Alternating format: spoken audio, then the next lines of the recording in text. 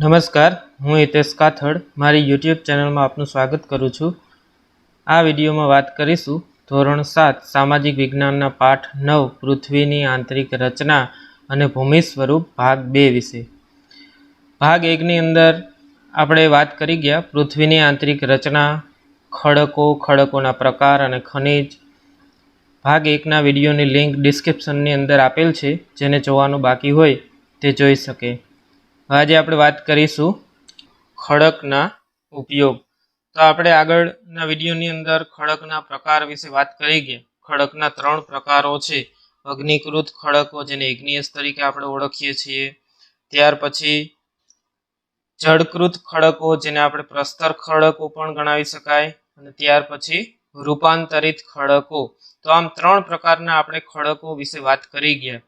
એના પ્રકારોની અંદર આપણે વિસ્તારપૂર્વક સમજ ભાગ 1 ની અંદર મેળવી। હવે આજે આપણે ખડકના ઉપયોગો વિશે વાત કરીશું કે ખડક આપણને કઈ રીતે ઉપયોગી થાય છે। જોઈએ, નક્કર ખડકો સડક બનાવવા માટે ઉપયોગી છે, એટલે કે ખડકો આપણને સડક બનાવવી હોય, રોડ રસ્તાઓ બનાવવા હોય તો એના માટે ઉપયોગી છે। ત્યાર પછી ખડકો આપણને મકાન અને ઇમારત બનાવવા માટે પણ આપણે એનો ઉપયોગ કરીએ છીએ। આપણે ઘર બનાવવું હોય તો આપણે બધા જાણીએ છીએ માટી, પથ્થર જેનો આપણે ઉપયોગ કરીએ છીએ, રેતી, કાંકરા। તો આ જે ખડકો છે એનો આપણે મકાન અને ઇમારત બનાવવા માટે પણ ઉપયોગ કરીએ છીએ। આવી જ રીતે ખડક જે છે વિવિધ ખનિજોમાંથી પણ બને છે। દાખલા તરીકે ખનિજ કુદરતી રૂપે આપણને પ્રાપ્ત થાય છે, જે જમીનની અંદરથી આપણને પ્રાપ્ત કરીએ છીએ આપણે, જેમાં નિશ્ચિત ભૌતિક ગુણધર્મ અને નિશ્ચિત રાસાયણિક મિશ્રણ પણ હોય છે। ખનિજ માનવ જાતિ માટે ખૂબ મહત્વનું છે। કેટલાકનો ઉપયોગ આપણે ઈંધણ તરીકે કરીએ છીએ, જેની અંદર આપણે વાત કરીએ તો કોલસો, કુદરતી વાયુ, ખનિજ તેલ તથા પેટ્રોલિયમ। તો આવા બધા જે ખનિજ છે આપણે જમીનની અંદરથી પ્રાપ્ત થાય છે, તેનો ઉપયોગ આપણે વિવિધ ઉદ્યોગોની અંદર કરીએ છીએ। ઘણી બધી ઔષધિઓ એટલે કે દવાઓ બનાવવા માટે પણ એનો ઉપયોગ થાય છે। તો આમ આવા બધા જે ખનિજો છે એનાથી આપણે ઘણી બધી સુવિધાઓ મેળવીએ છીએ। દાખલા તરીકે લોખંડ, તો લોખંડ પણ આપણે જમીનમાંથી જ પ્રાપ્ત થાય છે। ત્યાર પછી એલ્યુમિનિયમ, ત્યાર પછી સોનું અને યુરેનિયમ। તો આ બધી જે ખનિજો છે આપણને જમીનમાંથી કુદરતી રીતે પ્રાપ્ત થાય છે, અને જેના આધારે આપણે એનો ઉપયોગ અલગ અલગ વસ્તુઓ બનાવવા માટે પણ કરીએ છીએ। તો આવી રીતે ખનિજ જે છે એ કુદરતી ભેટ છે, આપણને કુદરતી રીતે જ એ પ્રાપ્ત થયેલ છે। અને આમ ખડકો અને ખનિજના મિશ્રણથી આપણે ઘણી બધી વસ્તુઓ બનાવી શક્યા છે, અને જેના કારણે આપણે ખડકોના માધ્યમથી ઘણી બધી વસ્તુઓ, મકાનો, ઇમારતો બનાવી શક્યા છે। આમ ખનિજ આપણને ખૂબ જ ઉપયોગી છે। ત્યાર પછી આપણે આગળ વાત કરીશું ભૂમિ સ્વરૂપોનું નિર્માણ। આપણો જે પાઠ છે પૃથ્વીની આંતરિક રચના અને ભૂમિ સ્વરૂપોનું નિર્માણ, તો એની અંદર આપણે ભૂમિ સ્વરૂપોનું નિર્માણ કઈ રીતે થયેલું છે એની આપણે માહિતી મેળવશું। મૃદાવરણ અનેક ભૂતકતીમાં વિભાજિત છે, જેને મૃદાવરણીય ભૂતકતી પ્લેટ કહે છે। તમે એ જાણીને નવાઈ પામશો કે ભૂતકતીઓ એટલે કે પ્લેટો અલગ અલગ દિશામાં ફરતી રહે છે, એટલે કે વર્ષે ફક્ત થોડા સેન્ટીમીટર પૃથ્વીમાં પીગળેલા મેગ્મામાં થતી ગતિના કારણે આમ બને છે। પૃથ્વીની અંદર પીગળેલ મેગ્મા એક વર્તુળ રૂપે ફરતો રહે છે। હવે અહીંયા આપણે કહી શકાય મૃદાવરણ એટલે કે આપણી પૃથ્વીનો જમીન ભાગ। આપણા પૃથ્વીના જમીન ભાગની વાત કરી છે, તો આપણો જે પૃથ્વીનો જમીન ભાગ છે એ પ્લેટ સ્વરૂપે આવેલો છે। એક પ્લેટ બીજી પ્લેટ સાથે જોડાયેલ છે, એમ આખી ધરતીનો જે જમીન ભાગ છે એક પ્લેટ મારફતે એકબીજાની સાથે જોડાયેલ છે, જેને આપણે મૃદાવરણીય ભૂતકતી અથવા તો પ્લેટ પણ કહી શકાય છે। પછી બીજી બાબત એ કે આ જે પ્લેટો છે એ અલગ અલગ દિશામાં ફરે છે, પણ અમુક સેન્ટીમીટર પૂરતી જ। ફક્ત વર્ષમાં એકાદ સેન્ટીમીટર કે અડધો સેન્ટીમીટર જેટલી જ આ પ્લેટો જે છે એ ખસે છે. અને આ પ્લેટો ખસવા પાછળનું મુખ્ય કારણ કહી શકાય કે પૃથ્વીમાં પીગળેલા મેઘમામાં એક પ્રકારની ગતિ થાય છે. એટલે કે પૃથ્વીની જમીનની અંદર જે ગરમ લાવા છે, જેને આપણે મેઘમા તરીકે ઓળખીએ છીએ, આ ગરમ લાવાની અંદર એક પ્રકારની ગતિ થાય છે.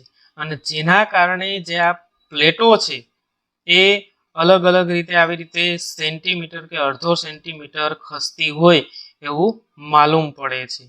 અને આ જે મેઘમા છે એ એક વર્તુળ રૂપે ફરે છે.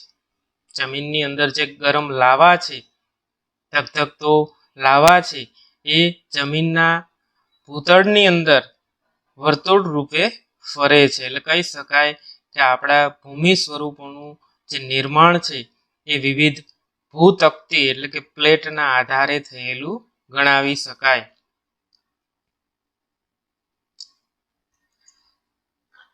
ત્યાર પછી એની અંદર આપણે વાત કરીશું આંતરિક બળ, જેને ઇન્ડોજેનિક ફોર્સ તરીકે ગણાવી શકાય, જ્યારે બાહ્ય બળ એટલે કે એક્સોજેનિક ફોર્સ તરીકે એને ગણાવી શકાય.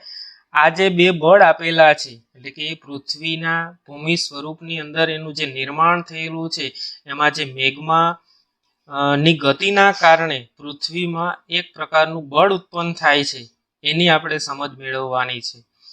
સૌ પ્રથમ આપણે આંતરિક બળ વિશે વાત કરશું. તો આંતરિક બળ કોને કહી શકાય? પૃથ્વીની અંદર પીગળેલ મેઘમાં એક વર્તુળ રૂપે ફરતો રહે છે અને તેથી પ્લેટની ગતિને કારણે પૃથ્વીની સપાટી પર પરિવર્તન થાય છે. પૃથ્વીની ગતિઓને એ બળોના આધારે વિભાજિત કરવામાં આવે છે અને જેના કારણે આ ગતિઓ પેદા થાય છે. તે બળ પૃથ્વીના આંતરિક ભાગમાં નિર્માણ પામે છે, જેને આપણે આંતરિક બળ અથવા તો ઇન્ડોજેનિક ફોર્સ તરીકે ઓળખીએ છીએ. તો કહી શકાય કે પૃથ્વીની અંદર જે ગરમ લાવા છે, મેઘમા છે, એ કેવી રીતે ફરે છે? તો કે વર્તુળ રૂપે ફરે છે અને જેના કારણે પૃથ્વીની જે પ્લેટ છે, આપણે હમણાં વાત કરીએ ને, પૃથ્વી અલગ અલગ ભૂતકતીઓથી જોડાયેલી છે. પૃથ્વીની જે જમીન છે અલગ અલગ પ્લેટથી જોડાયેલી છે. એટલા જ માટે તમને ખ્યાલ હશે કે ભાઈ આપણે છાપાઓની અંદર, ન્યૂઝપેપરની અંદર ઘણીવાર વાંચતા હોય કે ભાઈ રાજકોટની અંદર ભૂકંપ આવ્યો. તો આપણે બીજા જિલ્લાઓમાં હોય તો આપણને ખબર હોતી નથી, આપણને એનો ખ્યાલ પણ હોતો નથી, પણ આપણે ન્યૂઝપેપર વાંચીએ તો ખબર પડે. તો આપણને પ્રશ્ન થતો હોય કે ભાઈ રાજકોટની ધરતી હલી, આ ધરતી તો એક જ છે બધી, છતાં પણ રાજકોટની ધરતી હલી છે એટલે કે ત્યાં ભૂકંપ આવ્યો છે, અમારે તો અહીંયા કાંઈ નથી. એટલે કે એના ઉપરથી આપણે કહી શકાય કે આપણી જે પૃથ્વીની જે જમીન છે એ પ્લેટ સ્વરૂપે એકબીજાની સાથે જોડાયેલી છે, જેથી કરીને અમુક પ્લેટ છે એ ગરમ લાવાના કારણે, મેઘમાના કારણે એનું હલનચલન થાય છે, જેને આપણે ભૂકંપ તરીકે ગણીએ છીએ. ભૂકંપ વિશે પણ આપણે આગળ આ પાઠમાં જ, આ વિડીયોની અંદર જ વાત કરીશું, પણ અત્યારે આપણે આંતરિક બળ વિશે વાત કરીએ છીએ. તો આંતરિક બળ કે જે પૃથ્વીની અંદર મેઘમાં એક વર્તુળ સ્વરૂપે ફરે છે અને જેના કારણે પ્લેટની ગતિની અંદર ફેરફાર થાય છે, પરિવર્તન થાય છે અને જેના કારણે પૃથ્વીની ગતિમાં એક પ્રકારનું બળ ઉત્પન્ન થાય છે, એક પ્રકારની ગતિ ઉત્પન્ન થાય છે આ મેઘમાના કારણે, જેને આપણે પૃથ્વીનું આંતરિક બળ ગણાવી શકાય. ત્યાર પછી બાહ્ય બળ વિશે વાત કરીએ તો પૃથ્વીનું આ જે મેઘમાના કારણે, મેઘમાની ગતિના કારણે પ્લેટનું હલનચલન થાય છે અને જેના કારણે પૃથ્વીની સપાટી ઉપર એ જે ફેરફાર છે, હલનચલન છે, એ દેખાઈ આવે છે, જેને આપણે એને બાહ્ય બળ તરીકે ગણાવી શકાય. જેની અંદર આપણે ભૂકંપ અને જ્વાળામુખી જે છે એ બાહ્ય બળના ઉદાહરણ ગણાવી શકાય, કારણ કે પૃથ્વી સપાટી ઉપર આપણે જોઈ શકીએ છીએ. ભૂકંપ થાય તો આપણે ખ્યાલ આવે છે કે ભાઈ પૃથ્વીની આ જે જમીન છે એ હલી છે, જેના કારણે ભૂકંપ થયો છે. અથવા તો જ્વાળામુખી વિસ્ફોટ થાય છે એટલે કે જમીનની અંદરથી અમુક ગરમ પદાર્થ બહાર નીકળે છે, તેના ઉપરથી આપણે એ જોઈ શકીએ અને કહી શકાય કે પૃથ્વીની અંદરથી જે ગરમી છે, ગરમ લાવા છે, એ બહાર નીકળ્યો છે. તો આવી રીતે પૃથ્વીની જે જમીનની અંદર છે એ પીગળેલા મેઘમાના કારણે આવી બે ગતિઓ ઉત્પન્ન થાય છે, જેને આપણે પૃથ્વીની આંતરિક ગતિ અથવા તો આંતરિક બળ, જેને એન્ડોજેનિક ફોર્સ તરીકે ગણાવી શકાય. સાથે બીજું છે બાહ્ય બળ, જેને આપણે એક્સોજેનિક ફોર્સ તરીકે ગણાવી શકાય. આ આંતરિક બળ જે છે એના વિશે આપણે કહીએ તો આંતરિક બળ ક્યારેક આકસ્મિક ગતિ પેદા કરે છે, તો વળી ક્યારેક ધીમી ગતિ પણ હોય છે. એટલે કે પૃથ્વીની અંદર જે આ મેગ્માની ગતિ છે એ ઘણી વખત આકસ્મિક રીતે અચાનક જ પેદા થાય, જ્યારે ઘણી વખત એ ધીમી ગતિ હોય છે, જેને આપણે ભૂકંપ અને જ્વાળામુખી જેવી ઘટનાઓ છે એ બે ઘટનાઓને આપણે એક આકસ્મિક ગતિના કારણે પૃથ્વી સપાટી ઉપર પરિવર્તન થયું એવું કહી શકાય. એટલે કે ભૂકંપ થાય તો એ આકસ્મિક રીતે થાય છે, અચાનક જ થાય છે, આપણને કોઈને એનો ખ્યાલ આવતો નથી. જ્યારે જ્વાળામુખી વિસ્ફોટ છે તો એ પણ અચાનક જ થાય છે, એનો આપણને કોઈ ખ્યાલ આવતો નથી. એટલે એના માટે આપણે કહી શકાય ભૂકંપ અને જ્વાળામુખી જે છે એ પૃથ્વીની આકસ્મિક ગતિના કારણે પૃથ્વીની સપાટી ઉપર પરિવર્તન થાય એવું કહી શકાય.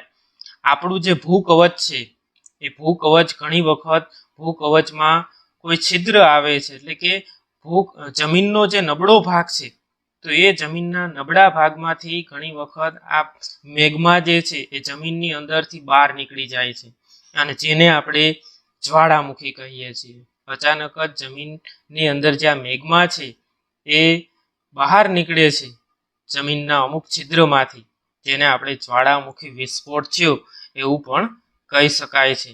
આમ આ મૃદાવરણીય ભૂતકતીઓ એટલે કે પ્લેટોની ગતિશીલતાથી પૃથ્વી સપાટી પર કંપન થાય છે, એટલે કે પૃથ્વી સપાટી હલે છે, અને આ કંપન તેના કેન્દ્રની ચારે બાજુ કરે છે. એટલે કે જ્યાં પણ આ પ્રકારનું કંપન થાય, એટલે કે જમીન હલે છે, તો એની આસપાસની જમીનને પણ એ ધ્રુજાવી દે છે, અને આ કંપનને આપણે બધા ભૂકંપ તરીકે ઓળખીએ છીએ.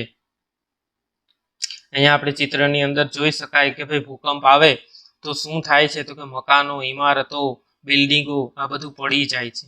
પછી બાજુનું ચિત્ર બતાવે છે જ્વાળામુખી વિસ્ફોટ, કે ભાઈ જમીનની અંદરથી ગરમ લાવા નીકળે છે, તો એ કેવો દેખાય છે, તો એનું આપણે અહીંયા ચિત્ર બતાવવામાં આવ્યું છે. ચિત્રના આધારે આપણે સમજી શકીએ છીએ કે જ્વાળામુખી વિસ્ફોટ થાય એટલે કે જમીનની અંદરથી ગરમ લાવા છે એ બહાર નીકળે છે.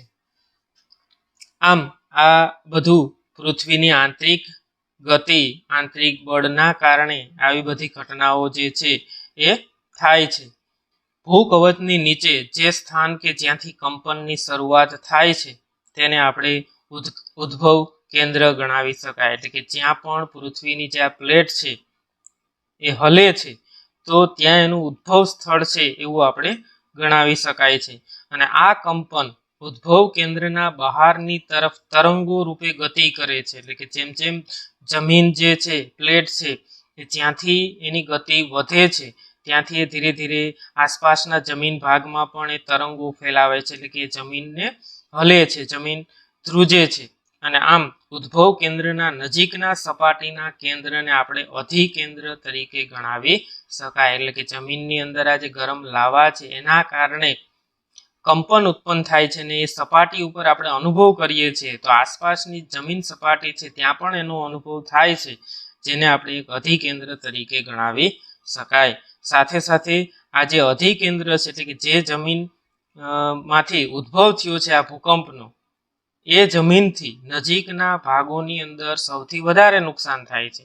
દાખલા તરીકે 2001ની અંદર કચ્છમાં ભૂકંપ નોંધાયો હતો, તો કચ્છમાં એનું ઉદ્ભવ સ્થળ હતું, ભૂકંપનું ઉદ્ભવ સ્થળ કચ્છમાં હતું, પણ એ ભૂકંપની જે ગતિ હતી એ વધારે હતી, જેના કારણે આખા ગુજરાતની અંદર આ ભૂકંપનો અનુભવ થયેલો હતો. ઘણો બધો નાસભાગ પણ થયેલો હતો. એમાં સૌથી વધારે કચ્છમાં અને અમદાવાદની અંદર વધારે નુકસાન થયેલું હતું. એટલે કે આવી રીતે કોઈ પણ જમીનની અંદરથી આવું કંપન ઉત્પન્ન થાય છે, આસપાસની જમીનને પણ ખૂબ જ નુકસાન કરે છે. આમ ભૂકંપને આપણે માપવા માટે એનું એક યંત્ર છે સિસ્મોગ્રાફ, જેના આધારે આપણે ભૂકંપની ગતિ જાણી શકીએ છીએ. ભૂકંપની કોઈ આપણે આગાહી કરી શકતા નથી, સંભવ જ નથી, આપણને ખ્યાલ જ ના આવી શકે કે ભૂકંપ થવાનો છે. પણ જો આપણે શરૂઆતથી જ પહેલેથી જ જો સાવચેત હોય અને ભૂકંપ આવે તો આપણે શું કરવું અને શું ન કરવું એના વિશેની આપણને માહિતી હોય તો ચોક્કસપણે આપણે ભૂકંપની અસરને ઘટાડી શકીએ છીએ, ભૂકંપની સામે આપણે રક્ષણ મેળવી શકીએ છીએ. ઘણા સ્થાનિક લોકો છે એ ઘણી બધી સામાન્ય પદ્ધતિઓનું અનુમાન કરતા હોય છે. ઘણી બધી આવી ઘટનાઓ બને છે. દાખલા તરીકે પ્રાણીઓના વર્તનની અંદર ફેરફાર થાય તો ઘણા લોકોને ખ્યાલ આવી જાય છે કે કાંઈક થશે, કાંઈક જમીન ઉપર થવાનું લાગે, અથવા તો તળાવની માછલીઓની તીવ્ર હેરફેર થાય તો એના કારણે પણ ઘણા લોકો અનુમાન લગાવે છે કે પૃથ્વી સપાટી ઉપર કાંઈક પણ એવું પરિવર્તન થવાનું છે. આમ ઘણા બધા સંભાવનાઓનું અનુમાન કરતા હોય છે. ત્યાર પછી આપણે વાત કરીશું ભૂમિ સ્વરૂપો. પણ કેવા તો કે મુખ્ય ભૂમિ સ્વરૂપો એના વિશે જોઈએ તો ઘસારણ એ ધોવાણ, પરિવહન અને નિક્ષેપણ જેવી પ્રક્રિયા દ્વારા ભૂમિ સપાટી સતત બદલાતી રહે છે. પૃથ્વીની સપાટી પર ખડકોના તૂટવાથી ઘસારણની ક્રિયા થાય છે. ભૂસપાટી પર જળ, પવન અને હિમ જેવા વિભિન્ન ઘટકો દ્વારા થતા ક્ષયને ઘસારણ કહીએ છીએ. અહીંયા વાત કરી છે કે પૃથ્વી ઉપર ઘસારણની પ્રક્રિયા થાય, આપણી જમીન ઉપર ઘસારણની પ્રક્રિયા થાય. એ બધા આપણે જાણીએ છીએ કે ભાઈ વરસાદનું પાણી હોય, નદીઓનું પાણી હોય, પૂરનું પાણી હોય તો એ જમીનમાંથી એક જમીનમાંથી બીજી જમીનમાં એ પાણી વહેતું હોય છે. તો તેના કારણે આપણી જે જમીન છે, જમીન સપાટી છે એનું ધોવાણ થતું હોય છે. જમીનની જે માટી છે, નાના પથ્થરો છે એ એક સ્થળેથી બીજા સ્થળે આ સ્વરૂપે જતા હોય છે તો એને આપણે ધોવાણ પણ કહી શકાય. પછી આવી રીતે પરિવહનના આધારે, ત્યાર પછી નિક્ષેપણના આધારે આવી પ્રક્રિયાઓથી આપણી જે ભૂમિ સપાટી છે, આપણી જમીન છે એની અંદર સતત ફેરફાર થતા હોય છે, સતત એ બદલાતી રહે છે. પછી ઘણી વખત પૃથ્વીની સપાટી ઉપર જે ખડકો આવેલા છે એ ખડકો તૂટવાના કારણે પણ ઘસારણની ક્રિયાઓ થતી જોવા મળે છે. આમ ભૂમિ સપાટી ઉપર પાણી દ્વારા, સાથે સાથે પવન દ્વારા અને હિમવર્ષા, જે બરફની વર્ષા થાય છે એના કારણે પણ ઘસારણની જે પ્રક્રિયા છે, જમીનના ઘસારણની પ્રક્રિયા થતી હોય છે. જેની અંદર પવન અને જળ વગેરે ઘસારણયુક્ત પદાર્થોને એક સ્થળેથી બીજા સ્થળે લઈ જાય છે, જેને આપણે પરિવહન તરીકે ગણાવી શકાય. પવન દ્વારા આપણે જોતા હોય કે ભાઈ રણ વિસ્તારની અંદર પવન વાતો હોય તો રેતી છે પવન મારફતે એક સ્થળેથી બીજા સ્થળે આમ ઉડતી જોવા મળે છે. જ્યારે પાણીની આપણે વાત કરીએ, જળની વાત કરીએ તો પાણીના વહેવાના કારણે પણ માટી, નાના નાના પથ્થરો તો એ એક સ્થળેથી બીજા સ્થળે પરિવહન કરતા હોય, જતા હોય છે પાણી મારફતે. તો એને આપણે આ ઘટનાને આપણે પરિવહન તરીકે ગણાવી શકાય. અને આમ આ જે પદાર્થો છે, આ જે ખડકો છે એનું અન્યત્ર એટલે કે બીજે નિક્ષેપણ થાય છે, એટલે કે બીજે જમા થાય છે. એક જમીનમાંથી બીજી જમીનમાં એ જમા થાય છે.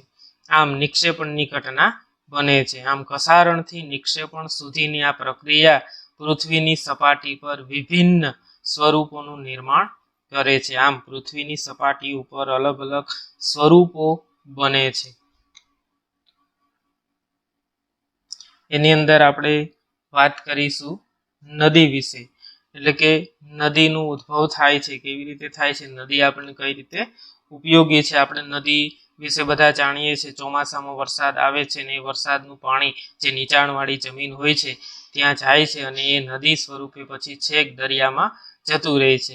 એટલે કે આમ જે નદી છે એ વરસાદી પાણીના આધારે વહેતી હોય છે. ઘણી નદીઓ છે એ પર્વતોમાંથી નીકળતી હોય છે. તો આમ નદીનું કાર્ય શું છે એ આપણે ભૂમિ સ્વરૂપની અંદર વાત કરીએ. નદીના પાણીથી જમીનનું ઘસારણ થાય છે. જ્યારે નદી નક્કર ખડક પરથી સીધા ઢોળાવવાળી ખીણ કે નીચાણવાળી ભૂમિમાં પડે તો તેને જળપ્રપાત કે જળધોધ કહેવામાં આવે છે. હવે અહીંયા ભૂમિ સ્વરૂપોના અંદર નદીના કાર્યની વાત કરી તો નદીનું મુખ્ય કાર્ય એ નદી પાણીથી જમીનનું ઘસારણ કરે છે. નદીનું પાણી એક સ્થળેથી બીજા સ્થળે આમ નીચાણવાળા ભાગોની અંદર વહેતું હોય છે. તો જેના આધારે નદીના પાણીથી જમીનનું ઘસારણ થાય છે, અને જેના કારણે નદી પોતાની સાથે નક્કર ખડકો એ વહેવે છે પાણી મારફતે, અને એના કારણે સીધા ઢોળાવવાળી ખીણમાં પણ નદીનું પાણી પસાર થાય છે, જાય છે, અથવા તો નીચાણવાળી ભૂમિમાં પણ નદીનું પાણી વહેતું હોય છે.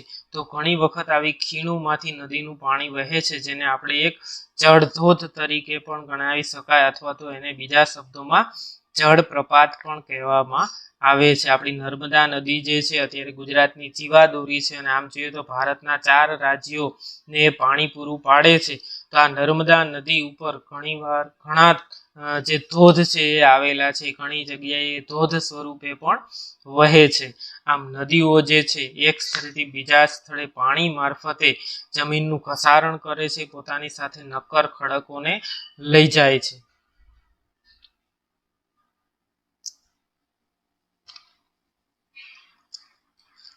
ત્યાર પછી આગળ નદી પોતાના કિનારાથી બહાર વહેવા લાગે છે, પરિણામે નજીકના વિસ્તારમાં કાંપ અને અન્ય પદાર્થોનું નિક્ષેપણ કરે છે.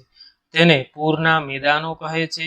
તેનાથી સમતલ ફળદ્રુપ પૂરના મેદાનનું નિર્માણ થાય છે. હવે નદીની અહીંયા વાત કરી છે, નદી પોતાની સાથે કિનારાથી બહાર વહે છે, અને જેના કારણે નદીની અંદર ઘણી વખત વધારે વરસાદનું પ્રમાણ હોય તો જેના કારણે નદી વધારે પાણીથી વહેતી હોય છે, જેના કારણે એ કિનારાથી પણ બહાર વહેવા લાગે, એનું જે કદ છે એ વધી જાય છે, અને જેના કારણે નજીકના જે વિસ્તારો છે, નદીની આસપાસના વિસ્તારો છે, એની અંદર કાંપ પેદા થાય છે. એટલે કે નદીના જે પાણીનો જે ઘસારો છે, જેના કારણે માટી પથ્થર એ બધું સાથે લઈને વહેતી હોય છે, જેના કારણે ઘણી વખત કિનારાના વિસ્તારોમાં કાંપ ભેગો કરે છે, અને આમ અન્ય પદાર્થોનું નિક્ષેપણ પણ કરે છે, અને જેના કારણે એને એવા બધા જે મેદાનો બને છે જેને આપણે પૂરના મેદાનો તરીકે ગણાવી શકાય.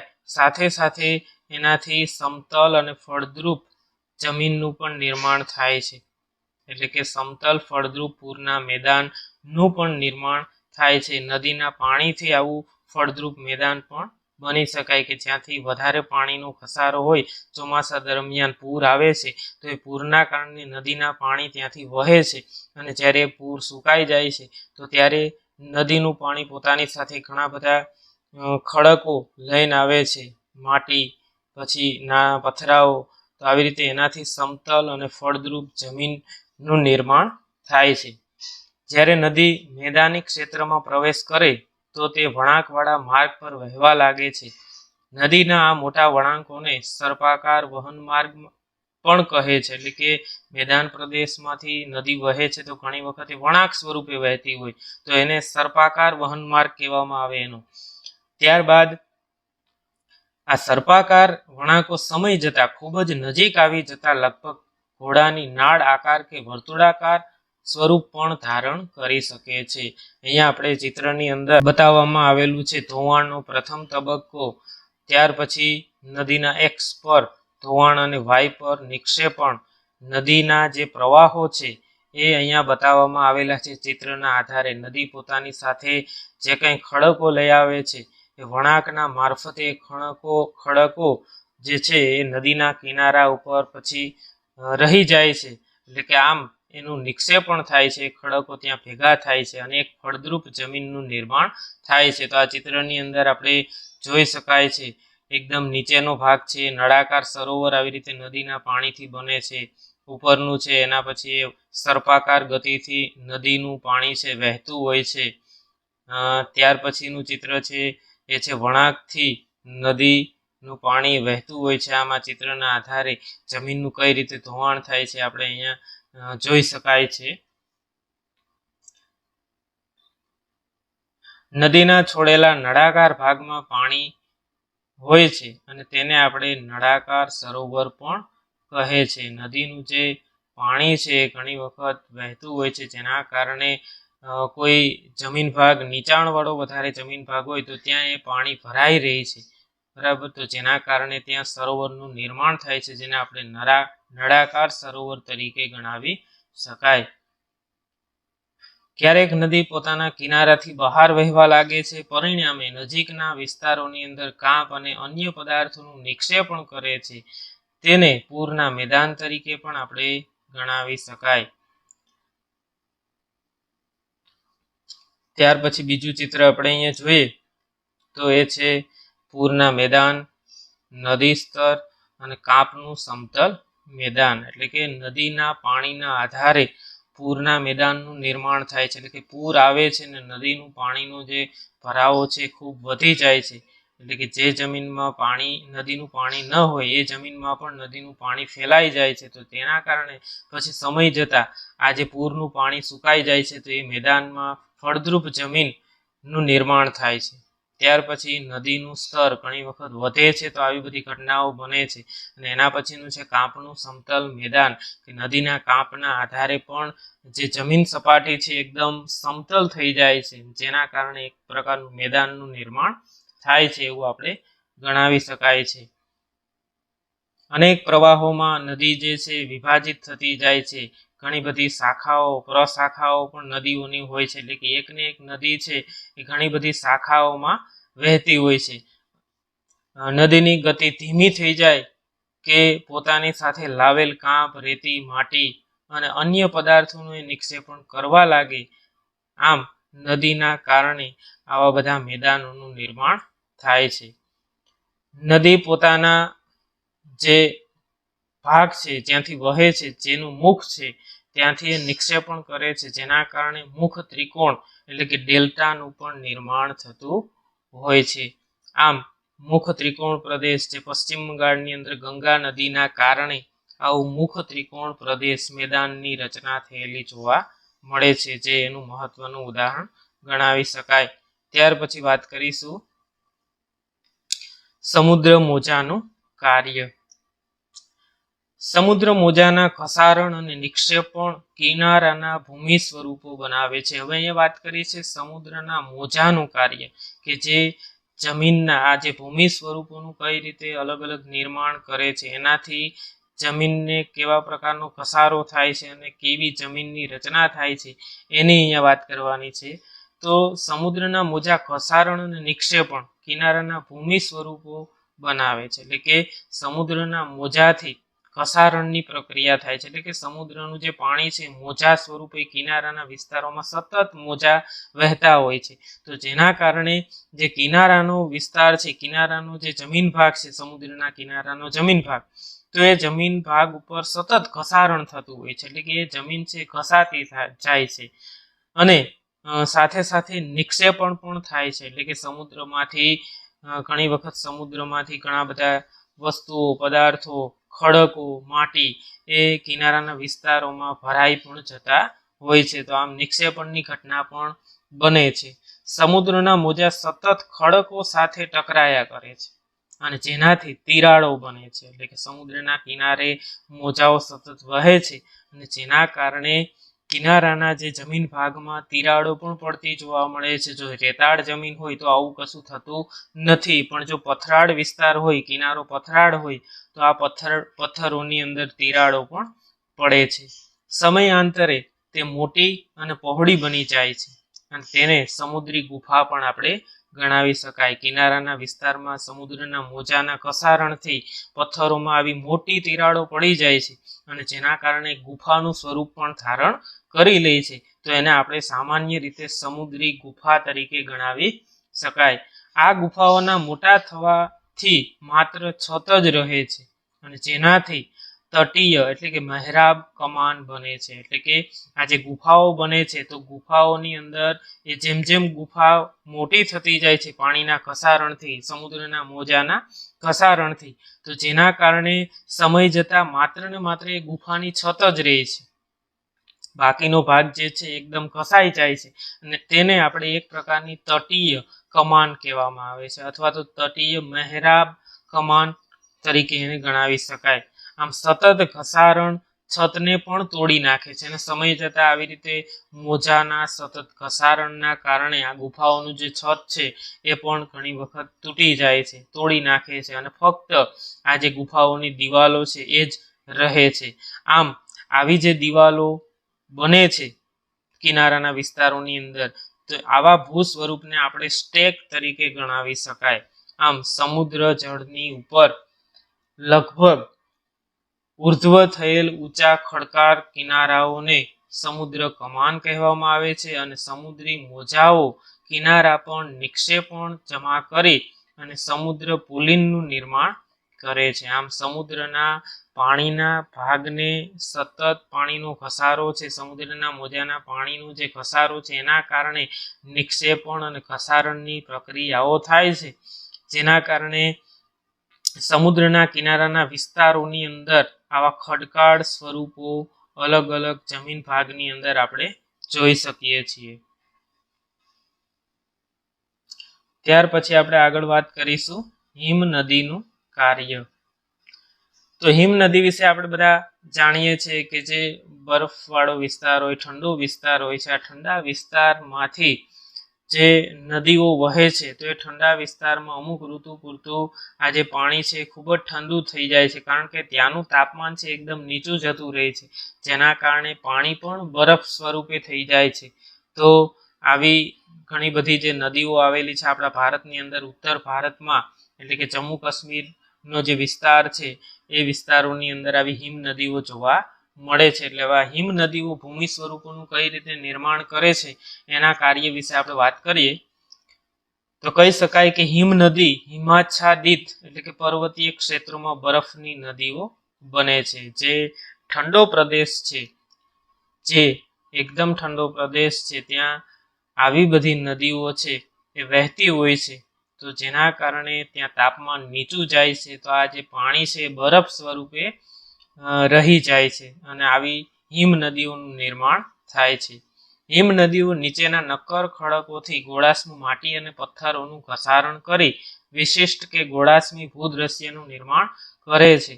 હિમ નદી ઘસારણ દ્વારા યુ આકારની ખીણનું પણ નિર્માણ કરે છે. કે આવી જે હિમ નદીઓ છે, જેવી રીતે સામાન્ય નદીઓની જેમ જ હિમ નદીઓ પણ વહેતી હોય છે અને મોટાભાગે ઊંચાણવાળા વિસ્તારમાંથી નીચાણવાળા વિસ્તારમાં પાણી હિમ નદીનું વહેતું હોય છે. તો જ્યારે તાપમાન એકદમ નીચું હોય છે તો ત્યારે બરફ સ્વરૂપે જામી જાય છે, તો તાપમાન જેમ જેમ ઊંચું જતું જાય તો એમ જે હિમ નદીનું પાણી છે ઓગળવા લાગે છે, પોતાની સાથે એ માટી અને પથ્થરોનું ઘસારણ કરે છે. એટલે કે પોતાની સાથે, પોતાના પાણીની સાથે માટી અને પથ્થરો પણ સાથે વહે છે નદીઓની અંદર, અને જેના કારણે એક પ્રકારનું ભૂદ્રશ્ય અલગ જ પ્રકારનું નિર્માણ થાય છે એવું આપણે કહી શકાય છે. અને જેના કારણે હિમ નદીના આવા ઘસારણથી યુ આકારની ખીણનું પણ નિર્માણ થતું જોવા મળે છે. હિમ નદી પીગળતા પર્વતીય ક્ષેત્રોમાં આવેલા કોતરોમાં પાણી ભરાય અને સરોવર એટલે કે ટારનું નિર્માણ પણ થાય છે. હિમ નદીનું જે પાણી છે પીગળે છે અને જેના કારણે પર્વતીય ક્ષેત્રોની જે નીચાણવાળી જે ભૂમિ હોય છે ત્યાં આવું પાણી ભરાઈ જાય છે હિમ નદીનું, અને જેના કારણે એક સરોવરની રચના પણ થાય છે. આવું હિમ નદીના આધારે જે સરોવર બને છે એને આપણે ટાર્ન તરીકે પણ ઓળખાવી શકાય. હિમ નદી દ્વારા લાવવામાં આવેલ પદાર્થો જેવા કે નાના મોટા ખડકો, રેતી અને કાંકરા નિક્ષેપિત થતા તેના પ્રવાહ વચ્ચે ટેકરી રૂપ ડ્રમલીન ભૂમિ સ્વરૂપની પણ રચના થાય છે. એટલે હિમ નદી પોતાની સાથે જે વહે છે એની સાથે એમનું જે પાણી વહે છે એની સાથે એ ઘણા બધા પદાર્થો, દાખલા તરીકે નાના મોટા ખડકો, રેતી, કાંકરા એ પોતાની સાથે પોતાના પ્રવાહ સાથે વહે છે. તો આ જે બધા ખડકો છે એ પોતાની સાથે વહે છે, એક જગ્યાએ એનું નિક્ષેપણ થાય છે, ભેગા થાય છે, અને એના કારણે આ જે ટેકરીવાળો ભાગ બને છે, આ ખડકો બધા એકઠા થાય છે, રેતી, માટી, કાંકરા અને ખડકો બધા એક જગ્યાએ એકઠા થાય છે આ પાણીના મારફતે, તો જેના કારણે એક ટેકરી સ્વરૂપનો એક જમીન ભાગની રચના થાય છે, અને એ જમીન ભાગને આપણે ડ્રમલીન ભૂમિ સ્વરૂપ તરીકે ગણાવી શકાય. ત્યાર પછી આપણે વાત કરીશું પવનનું કાર્ય. એટલે કે પૃથ્વી સપાટીના ભૂમિ સ્વરૂપના નિર્માણની અંદર પવનનું કાર્ય શું છે, પવન દ્વારા કઈ રીતે ભૂમિ સ્વરૂપોનું નિર્માણ થાય છે એની આપણે વાત કરીશું.